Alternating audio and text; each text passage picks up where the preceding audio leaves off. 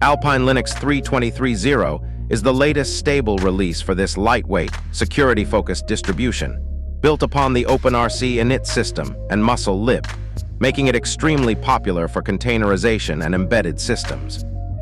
This version ships with a wealth of major package updates, including the Linux kernel 6.18 LTS, the GCC 15 compiler, and modern desktop environments like Gnome 49 and KDE Plasma 653,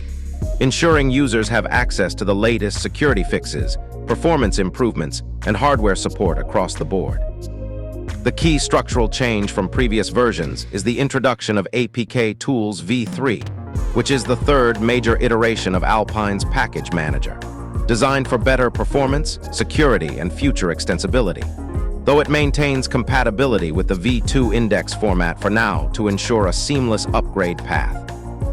Additionally, Alpine has replaced the Linux Edge kernel package with a new Linux stable variant that maintains the configuration of the long-term support (LTS) kernel,